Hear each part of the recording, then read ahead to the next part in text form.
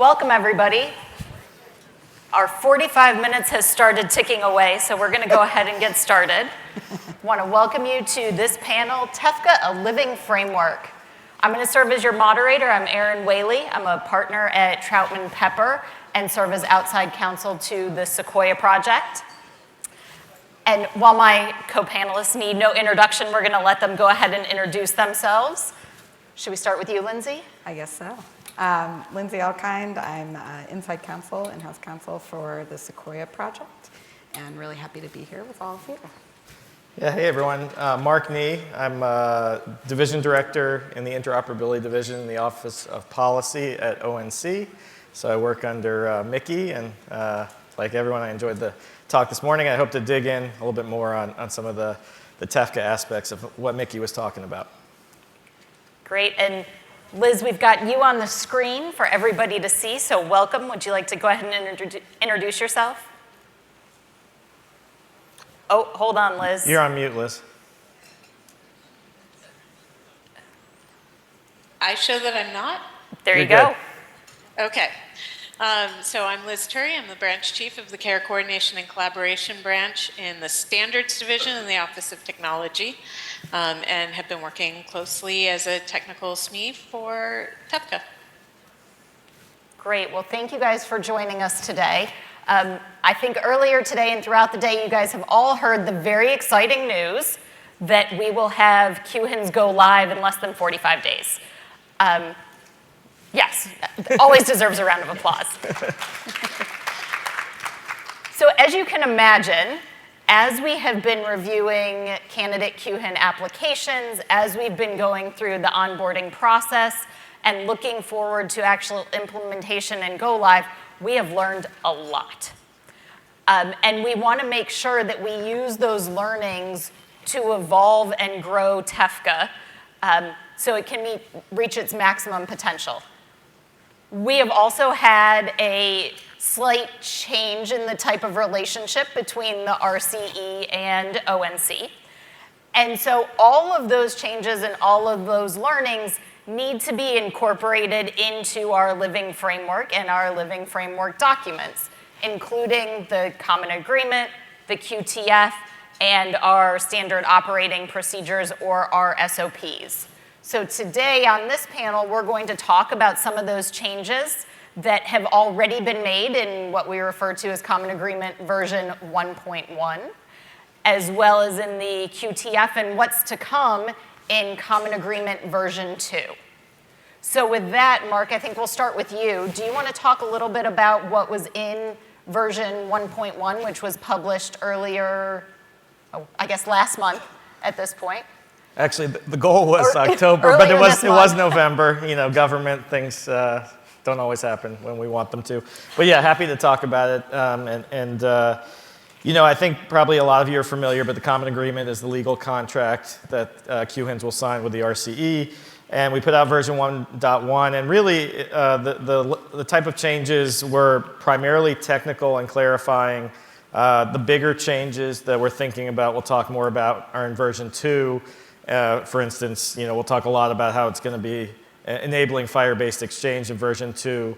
The version 1.1 was really focused on certain changes that the Department of Health and Human Services felt like were necessary before TEFCA goes live. So, you know, one important kind of threshold point I want to make is that we talked to the applicant QHINs, and we learned that it would be very burdensome to change the flow downs in this kind of quick manner for version 1.1. So none of the changes in version 1.1 affect the flow down provisions for participants and sub-participants. That was a really key point.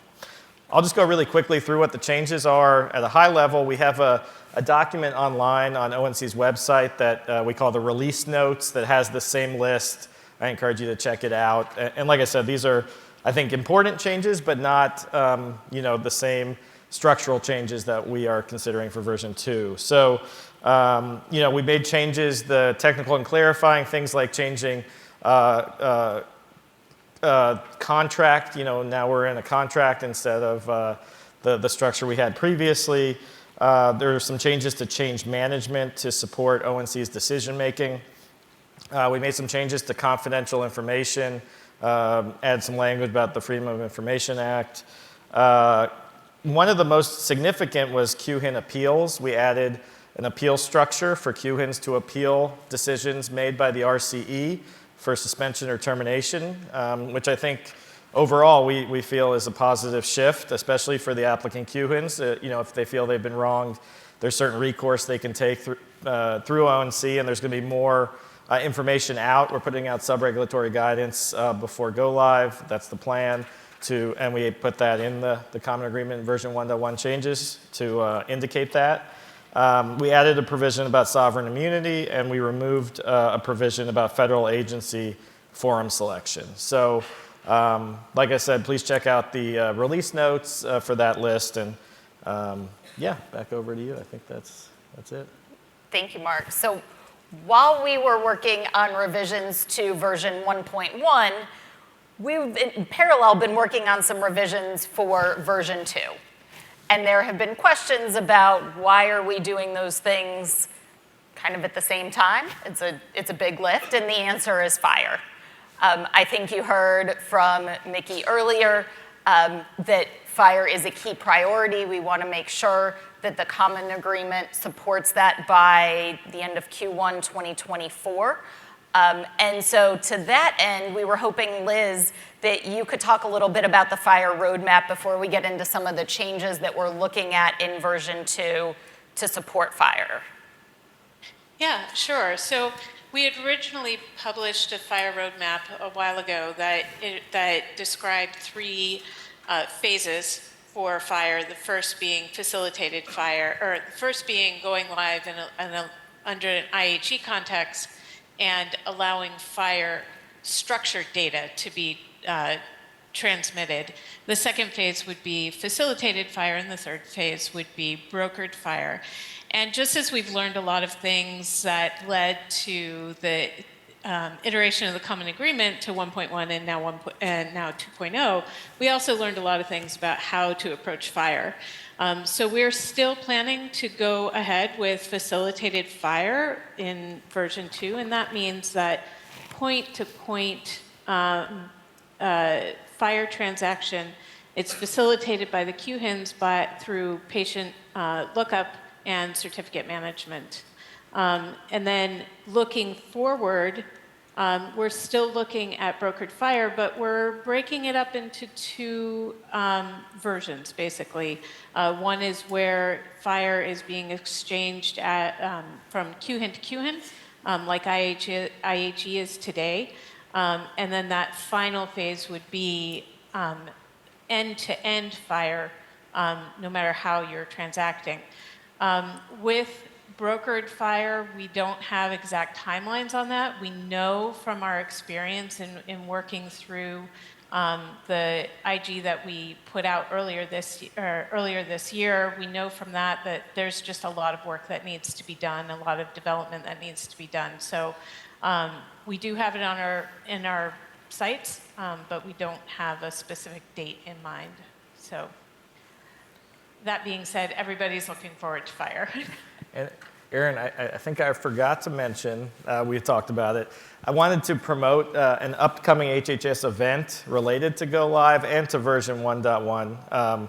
We are planning it, some of you might have heard about it, kind of a 2-part event, more details coming, but this is a huge milestone. We understand, like Mickey said, it's the beginning of the first phase, really. There's a lot of work to be done, but on the 12th of December, we're going to have a signing event with those QHINs that have gone through the onboarding and testing and are able to be designated. And then we're also going to have a broader event on the 14th for the first day of ONC's annual meeting, where we're going to celebrate, but also just mark the milestone that we've been all working, everyone in this room has been working on interoperability and TEFCA in some way for quite some time, and really just get together and acknowledge it's a huge milestone, and then think about next steps for what's next for TEFCA. So just wanted to get the plug in there for the HHS events. No, I appreciate that, Mark, and I know we're all very much looking forward to that. Yeah. And taking a quick, deep breath after that milestone before we, continue on our marathon to the next. And so with that, Lindsey, Liz has told us about fire. For those of us who, don't sleep with the common agreement under our pillow and haven't memorized it, can you help us understand what in version 1.1 needs to change in order to support fire? What are the issues there? And first, to be clear, I have a little pocket common agreement, just like I carry a little pocket constitution, if there are any other lawyers in the room. And we hope hotels are going to start having those as right, well. Yeah, little pocket constitution. Yeah, as Liz mentioned, for common agreement version 1 and version 1.1, really based and focused on QHIN to QHIN IHE-based exchange. And at the time, we were looking at version 1 and thinking through it, we were really, I think others iterated earlier today, we were focused on network-to-network exchange and really meeting the market where it was at and where people were at, and not trying to do too much too soon. So I think at that time, that's where the TEFCA architecture was, that's where the technology was, and that was perfectly appropriate. Now we've seen things really evolve, right? And we have a fire roadmap and a lot of the things Liz mentioned from a technological capability perspective. So as that evolves, we've found that the common agreement also has to evolve. So looking through the provisions and how we describe how the exchange works, we have a lot of terminology in there that's QHIN to QHIN. And because things have evolved and now we're able to do participant to participant and sub-participant rather than just QHIN to QHIN, we have to update the terminology throughout the common agreement. So now we're going to be referring to it as TEFCA exchange, in all its glory and forms and fashions. So that is one of the main key changes, in the actual common agreement itself to allow for the flexibility to essentially be more technologically agnostic. So before we get into some of the other changes that we're looking at in version 2, can you talk to us a little bit about the process that Yes. that the RCE is implemented to make sure that we get appropriate feedback and buy-in for these version 2 changes? Yes, and definitely as we talk through these changes, stakeholder feedback is incredibly important. And we've gotten together a group of the Candidate QHINs as well as some of their potential participants. We call ourselves the TEFCA task team, or the TTT for short. We meet every week. I'm sure they're starting to get sick of us, but we bring substantive issues, things we're looking to change, things we just want feedback on. What are you seeing on the ground? How is this going to impact you? What can we do differently? Does this term and terminology work? We've really been getting in the weeds on some of this, as well as having some of the higher policy level discussions. And ONC has also been a part of those discussions as well. And after the first of this year, I think, or going into January and Q1, we're also going to expand and look for additional stakeholder feedback. You'll probably see some information come out from the RCE on a few sessions, webinars that we're going to try to have on a few key substantive areas that will be changing, not just in the common agreement, but also as part of our standard operating procedures, or SOPs, that will be particularly impactful, that will want targeted discussion and feedback on. So more to come on that. So you talked about updating some of the terminology in version 2 to make it more technology agnostic. Talked about the feedback that we've been getting. Let's get into the real substance of the version 2 changes. There's some exciting, but I'm kind of a nerd like that, structural changes in the agreement, and then some more of the substantive changes. So you want to start with structure? Yeah, I'll start with structure. So I think key words are definitely flexibility and streamlining. So thinking about it from flow downs, which I know are incredibly impactful to potential participants and sub-participants as we think through TEFCA going live. So we really heard some good feedback and perhaps a lot of questions around how we handle the flow down provisions and how they're being implemented and structured.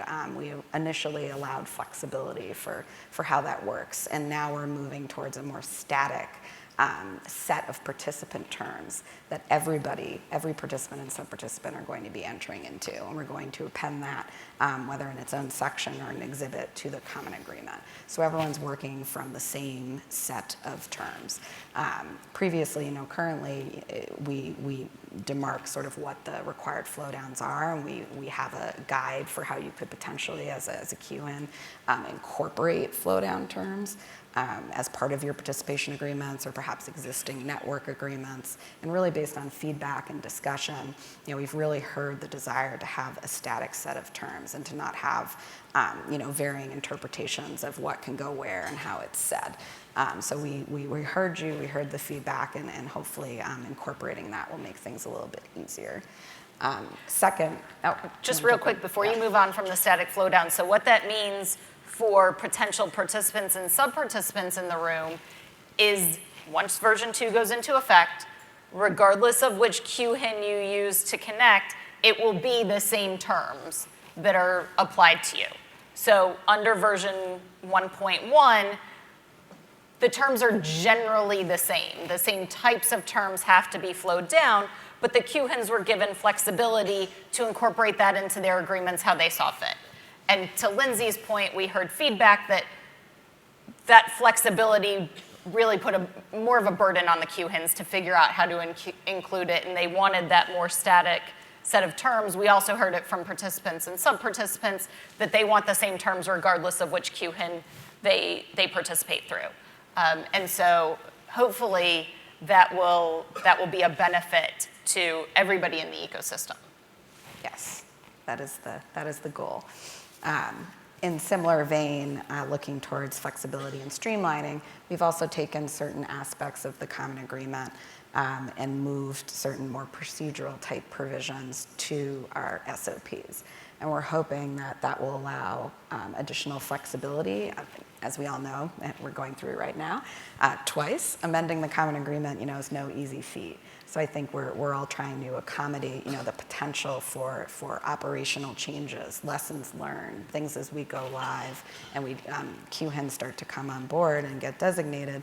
We may need to be a little bit more nimble in how we're able to update and feedback on certain things. So if you look at the common agreement as the core structure, the core base, and the SOPs is how we operationalize. Some of how you operationalize certain things may need a little bit more flexibility, and we were thinking the intent is SOPs will likely be a little bit easier to adapt and change over time rather than going back to going back to the common agreement and opening it up for a procedural or an operational lesson learned that you want to incorporate.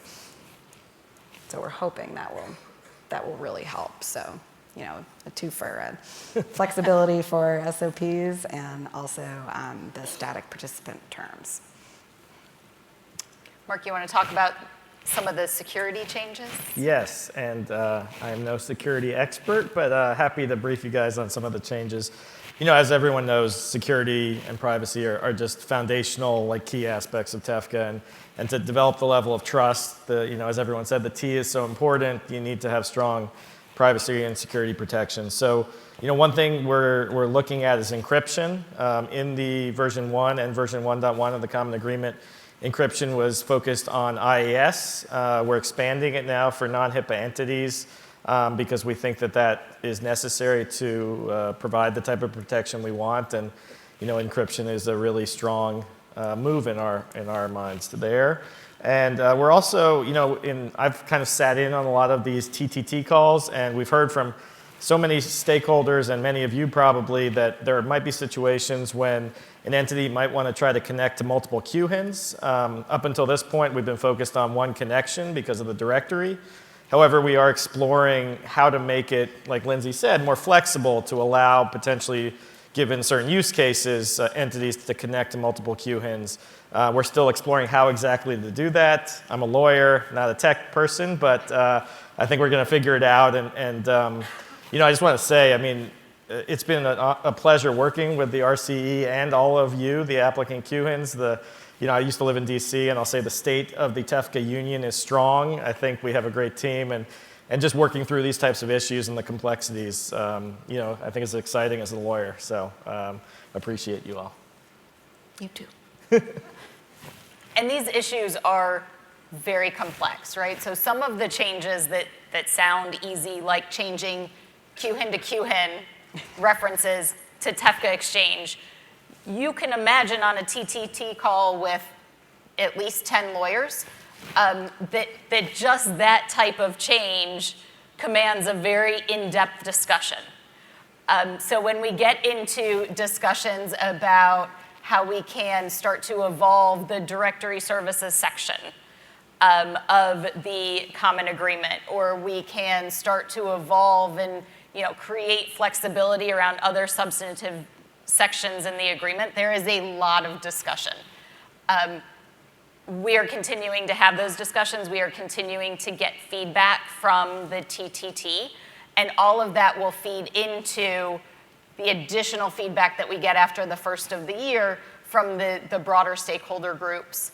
And so stay tuned for all of that. In case that wasn't enough, while we're working on updating the common agreement, Liz and the technical folks are working on updates to the QTF. Liz, you want to talk about those updates? Yeah, sure. Actually, it's not very dissimilar to what the process is for the common agreement.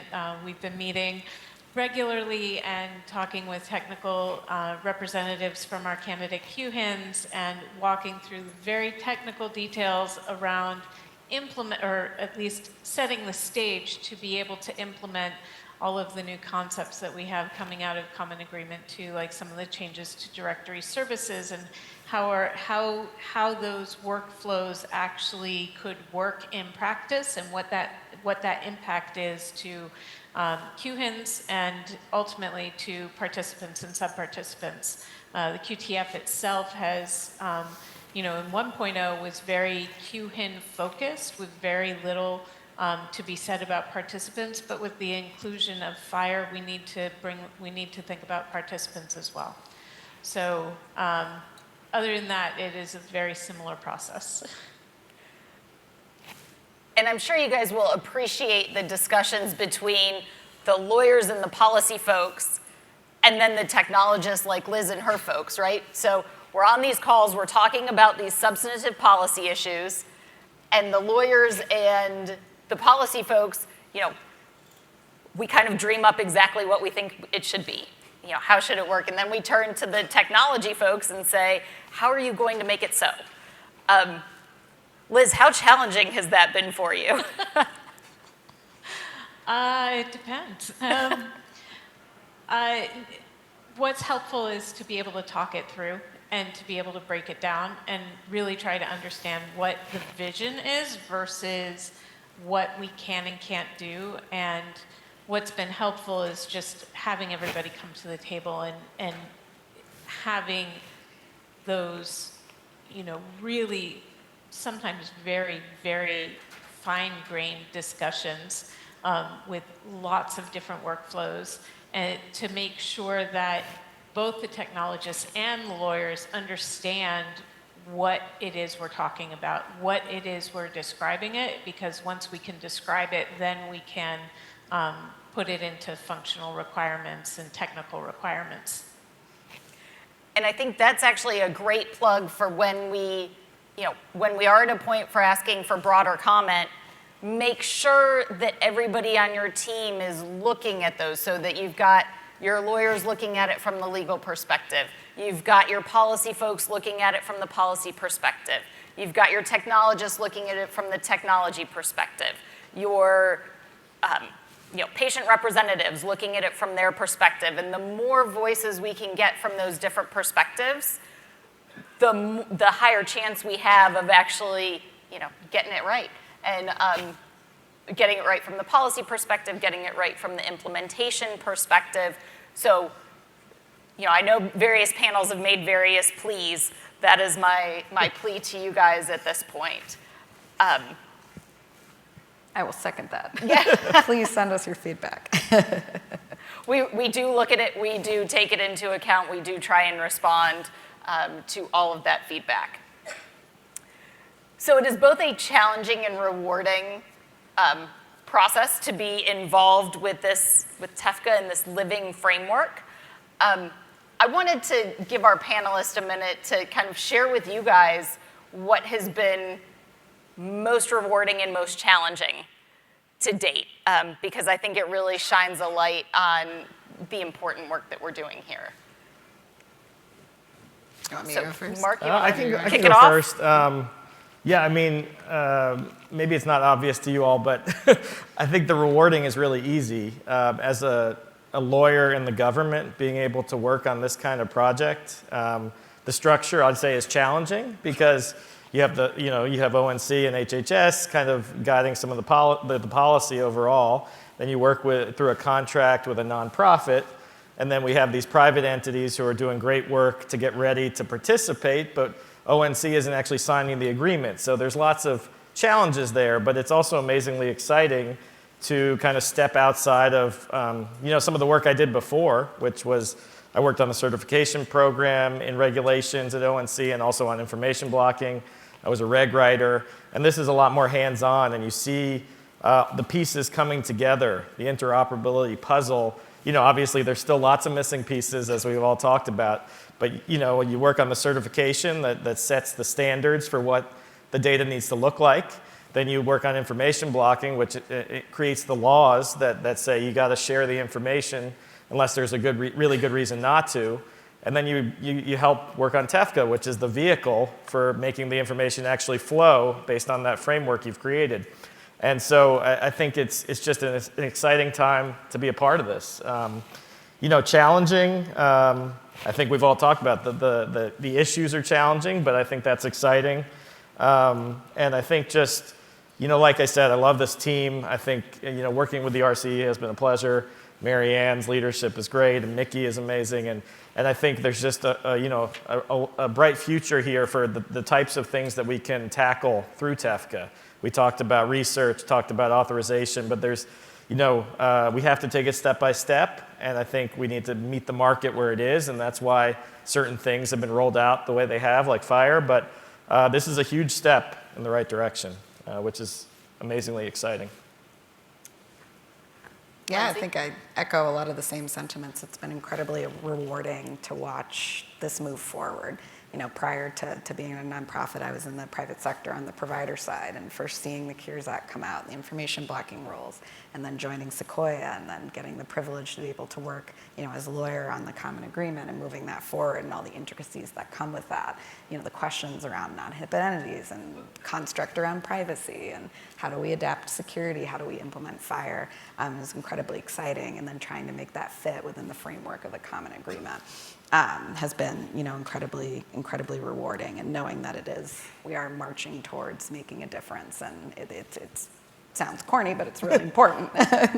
Well, on that note too, I really enjoyed the Consumer Voices talk earlier, and that really hammered home. I think we're all here. Patients are at the center of all the work we're doing, and I know Grace and others focused on. There's a lot more we need to do with IAS, but I think everyone acknowledges we're moving in that direction, which is really important. Yeah. And I guess just on the flip side, it is challenging. I imagine I am not the only type A person in this room, but we hear the issues. We see all the use cases. We see all the discussion around the complexity. And we really want TEFCA to be able to solve all of that. So I think the most challenging for me is I want it to all be solved by day one, and I want to do it right now. But really, we have to take baby steps. It takes time. Things are shifting, on a regulatory perspective, on a state law perspective, and technologically, operationally, there's a lot of moving pieces. And realizing, TEFCA right now is not going to be able to, address, and it's not the silver bullet to be able to address every niche group's interoperability challenges. But we're going to strive to do that, and it's just going to take a little bit of time. For me personally, that has been the most challenging, because you hear all the things, you want to do all the things, and I think we'll get there, but it will just take a little bit of time. And we named this panel a living framework. So I think thinking about things, being able to be in flex and adapt and change, and back to the key word of flexibility, and to really keep moving this forward, and for things that are unknown in the future, and make sure, TEFCA is around for the long haul, and we're able to adapt it as time goes on.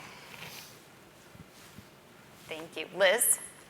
Yeah, so most rewarding for me is going to be going live next month and seeing this initiative that we've all worked on for so long come to life. I recently, well, within the past few months, really had a tangible experience with interoperability in moving to a new place and having to gather all my records, and it worked great, even though we were different health systems, because we were on the same EHR platform.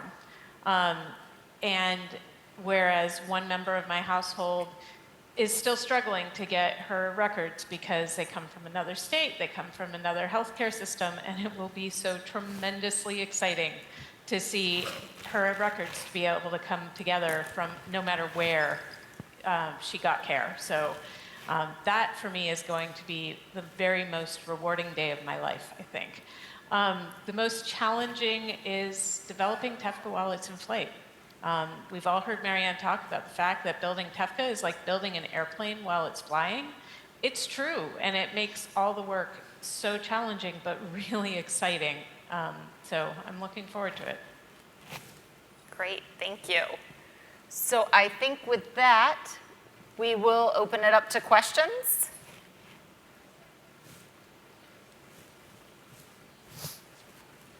Bueller? No? Hi, everyone. I'm Alia, and thank you so much for the comments. I support some organizations that are prospective QHINs, others that I like to call QHIN curious. And one thing that I think we've talked about today is that it takes a village to make all of this work. And I am curious, for the QHINs or prospective QHINs out there that are planning to rely on third parties, subcontractors, to help them satisfy all the requirements of the common agreement, make sure that they offer high integrity secure exchange. Do you anticipate the changes to the common agreement impacting how a QHIN curious organization might partner with third parties to actually make this happen? That's a good question. When you're talking about third parties, are you talking about the RCE as the no? You.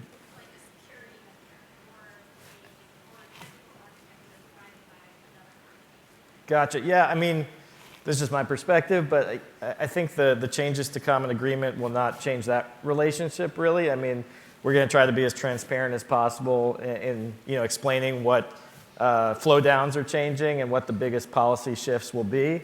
And obviously, when you're shifting policy, some of those relationships will be different. But I think, speaking for ONC and the RCE, we're really committed to working with you all as much as possible to help make it clear what those changes are and how we can support you or your QHIN curious folks. I love that term, by the way. That's great. Steal that. To get there, because TEFCA really only works if we bring as many people in the industry, along for the ride as possible, because we need that information. So, I know that's a squishy answer, classic lawyer answer, but we'll do everything we can to help you and your clients get to where you need to be to participate, whether it's as a QHIN, participant, sub-participant. Beauty of TEFCA is you come in any of those channels and you can still share the information. And just to add to that, I don't expect that version 2 will fundamentally change the relationship between a QHIN and its subcontractors or vendors. Obviously, as you heard Liz talk about, technical standards are evolving to support fire, so obviously any technical vendor would need to be able to meet those requirements. And there may be some tweaks to some of the provisions, but I don't think it's going to fundamentally change that relationship. Hello. So Hello. in full transparency, I represent a security organization, so I automatically key in on security-related topics. And throughout the day, I've heard everybody point to the T in TEFCA is meaningful, right? We want to build trust. And you all mentioned the flow-down procedures. I'm curious if there's an appetite via the flow-down procedures from the QHINs, because they have pretty specific and rigorous security guidelines and requirements. Is there an appetite, because we keep on talking about raising the bar with TEFCA, and we're doing that in a lot of ways. I'm not convinced that we're doing it from a security perspective below the QHINs. So is there going to be an appetite? Are we looking at putting more specific requirements aside from the HIPAA security rule, because HIPAA has been proven not to protect against incidents and or breaches? in the future, whether it's this iteration, SOPs, whatever it may be, are we looking at participants and sub-participants and the bar they need to meet in order to participate? I can kind of start, and you guys can jump in. I mean, I think it's a great point. I think we need to look at, with TEFCA, you're creating this new framework, and there's a lot of applicable law that already applies. Like you said, the HIPAA security rule, we leveraged a lot of the HIPAA privacy rule. So, I think that's one aspect that we need to consider is the balance between burden and the security level that we think is appropriate for TEFCA. That said, I mean, we want to hear from folks like you who have this experience. We have a great security people on our team. Jonathan is out there and helps guide a lot of the best practices and standards for security. So, like we said, please give us your feedback. If you have specific, pieces that you think would be good value adds for the framework and for the flow downs for version 2, please let us know. We think that the privacy and security protections are really strong for TEFCA. And like I said, we're trying to keep building that out, in an appropriate way. But we definitely want to hear from you all if there are other things we can do. And I think the discussion we were having around the flexibility with the SOPs will help with that as well, as we start to look at more security-specific SOPs, things like reporting, incident reporting, and the like, and definitely could use the feedback and thoughts that folks like you have. So appreciate it. Maybe this would be a good time. Do you guys want to tell them how they could provide feedback? Are we going to, is there a certain way that you guys would like to get feedback from the public? I think that is to come. Okay. Yes. I Stay think tuned. after the first of the year. Okay. Yes. So this is just a preemptive plug for when that day comes. Soon. I think. Hello, I'm Jonathan Fuchs. I used to run a regional extension center, so I've been an ONC veteran for, I guess, 12 years. Gosh. I have a simple question as a burgeoning consumer advocate. There are going to be X number of QHINs, and the excitement is palpable in terms of the announcement. But how is the individual patient or consumer going to learn how to access their record through a queue? Has anybody come up with a plan for that? Is it going to be uniform, or is there going to be 7 different worlds that you have to access? I mean, it's a tough question. I guess I'll start. I think education and is putting out as much information as possible now is what we're trying to do first. Just this morning, I was working on a 2-page document, which we're going to hopefully post to our website soon, that gives really the high-level overview of what is TEFCA, why it's important, and how it could help people, both providers, patients, others. And we have lots of other resources that we try to highlight. Obviously, resources aren't enough. We need to make sure the patients know how to use it and how to connect. I think it's working with providers and hospital organizations to make sure that they are providing information as well to patients. But again, we don't have all the answers. I think I'd love to hear from you with your experience. Feel free to reach out to us and provide some ideas if you have them for how we can best reach everybody. Because again, we want. I would only say it just needs to be uniform. Okay. Yep. Not 7 different worlds. Yeah. Understood. And we are trying to create consistency throughout TEFCA, so that aligns with what we're doing. Yes, and we are trying to create consistency with respect to the expectations of an IAS provider, an individual access service provider. And so the QHINs that we've been talking about may or may not be IAS providers themselves. It may be their participants or sub-participants that are IAS providers. So you might not like this answer, but there may be more than 7 IAS providers, right? There could be 100 IAS providers, and the individuals then choose which of those IAS providers that they want to connect through, that they want to use to access their records. And those IAS providers will all have their own privacy policies, and they'll all have their own terms of use. But if they participate in TEFCA, we will know that they meet a minimum. We will know that their privacy policies address certain key factors that we think should all be addressed for IAS providers. That they'll meet certain security requirements because they are non-HIPAA entities. And so it really this is where we've tried to raise the bar for those IAS providers. to make sure that any of them who are participating in TEFCA do meet that T, do meet the trust requirement, even though they'll do so in a way that makes sense for their organization. And then ultimately, the individuals in the market will determine which of those IAS providers succeed and have met the demands.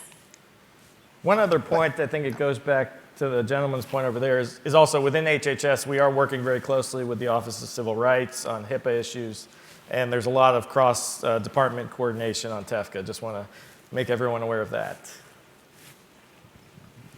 I was just going to echo, we can create some of that consistency with RCE educational documents as well, and also some of the webinars we reference. So perhaps, we focus on consumer aspect, and there may be different access points and different IAS providers that provide that education in a slightly different way, or QHINs that, flow it down and communicate that in a different way to their participants and sub-participants. But I think we can hopefully create some of that cohesion around the discussion for the consumer, with engagement with the RCE and ONC as well. I think we have a question over here. Yeah, here, Mo Whitenauer at MRO. So we're also a QHIN Curious organization. One question that still doesn't make a ton of sense, and I haven't gotten a straight answer on, is around the economics. So let's say I become a QHIN, and I get to share all the data that I've worked hard to build the infrastructure and all of that cloud infrastructure for, and then I get to give it to Epic for free. So can you talk about how ONC is thinking about either the economic incentives or disincentives of encouraging organizations to become a QHIN when there is a lot at stake as far as what, from a cost perspective, we have to put in? Sure. I mean, it's a great question. I can only say so much. I mean, in the end, it's really a business decision that every entity needs to make about whether, one, if they want to join TEFCA, I hope everyone does, and then in what capacity you want to join TEFCA, whether it's as a QHIN participant or sub-participant. Like I said, I think one of the many great things about TEFCA is as long as you sign an agreement at some level, you're still getting the same type of access to exchanging information with the same privacy and security protections that everyone has. That said, having worked on information blocking as well, I think there's some synergies there in that ONC is trying to let the market work. If the market's working and companies are networks already and they have their own fee structure, we're not getting involved in that. We're saying, you need to comply with applicable law, including information blocking, but the only fees that we are really restricting are QHIN to QHIN fees because it didn't seem to make sense to us that QHINs would just keep going back and forth charging each other. Other than that, you're able to structure your fee schedules and everything like that the way you want to make a reasonable profit. Again, it just has to comply with applicable laws such as information blocking. Greetings. Shane McNamee from Smile Digital Health, patient, physician, informaticist, all-around geek. I think we're all in those roles, and many of us fill those. We're all seeking quality health care. It isn't just about quality data. Quality data is a step on the way towards quality health care. Smile Digital Health is really excited to see everybody start to embrace the FHIR standard, HL7's FHIR standard. But the question goes towards true quality in quality health information exchanges. There's a lot of work going on with HL7 CQL standard, with NCQA and CMS to start to build near real-time digital quality management infrastructure that sits on top of near real-time high-quality data infrastructures. So what advice can you give folks out here that are looking to either lean into using FHIR for near real-time digital quality, or alternate question, where do you think Sequoia is going to go with that when you look to put true quality measurement into QHINs? Well, Liz, do you want to answer from a technical perspective, and then happy to speak to Sequoia? Yeah, I'm trying to figure out a response there. And no pressure, Liz, but the clock is ticking down. 22 seconds. Starting to flash at us. 22 seconds. I think we're going to have to look at that. I mean, right now we're not talking about quality metrics at the QHIN level, right? So that's where some of the challenge in responding to you comes from, but let's talk more about it. Let's talk more about it. I think that is the perfect ending to this panel. Thank you guys so much. Really appreciate it.